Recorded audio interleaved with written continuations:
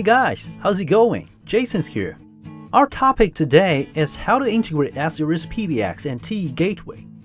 Now, here's a quick question. What is a TE gateway? TE gateway can actually expand ports for PBX to connect more PRI lines, making and receiving calls by these lines. We can integrate a gateway and a PBX by local network environment, the internet, and VPN. Basically, once we ensure both devices are accessible to each other, then the integration will be realized by SIP trunking. So the only thing left is just figuring out the call routing. Alright, let's check it out.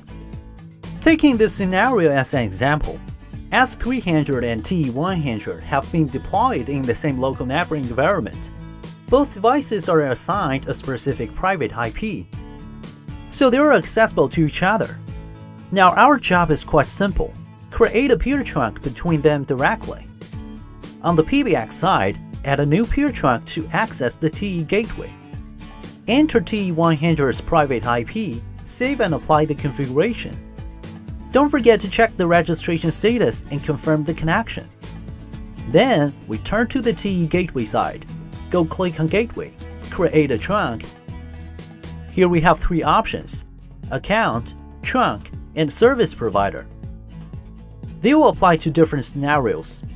When integrating ezdirect PBX and a gateway via the internet, if a static public IP or DNS service is available for the gateway, yet unavailable for the PBX, we can open an account on the gateway for the PBX registration in the account mode. If a static public IP or DNS service is only available for PBX, we can open an account on the PBX and register the gateway to the PBX in trunk mode. If a static public IP or DNS service is available for both devices, we can choose the service provider mode. Besides, the last mode can also be applied to the example scenario in the local network environment. So we simply enter the private IP of PBX, and don't forget to check the connection status. Make sure it has been activated. Now, two facilities have been connected. Before we route calls between, we're supposed to configure the PRI trunk connected to TE100 to make it work. Find the trunk and edit all general parameters right according to the trunk provider's requirement, so it can obtain normal service from the service provider. As we know, an E1 line can provide up to 30 DID numbers when using the E1 trunk with our telephone system. Each DID number can be bound with an internal extension directly, so the external caller can dial the DID number directly to reach the specific extension. Say we've applied for 3 DID numbers from the service provider, and they're bound with 3 extensions respectively. When an external party calls 550-3301, he'll be directed to the extension 1001.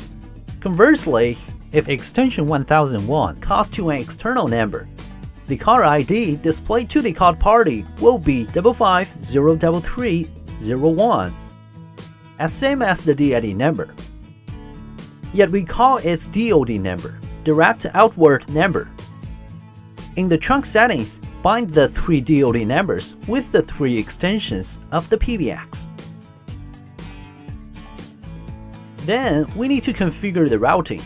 If we want to allow extension users of the PBX making outgoing calls through the E1 trunk connected to the gateway, firstly, we need an outbound route for the peer trunk we've created on the PBX. And don't forget to select all of our extensions.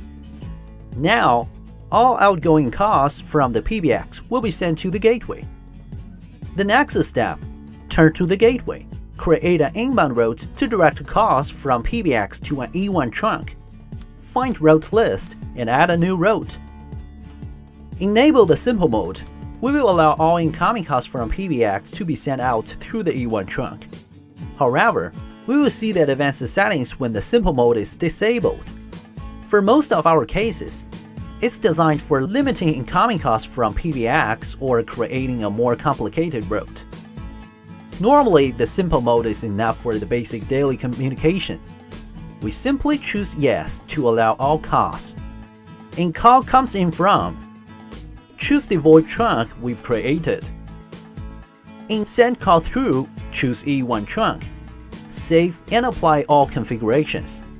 Now, all outgoing calls from the PBX will be sent out through the E1 line available.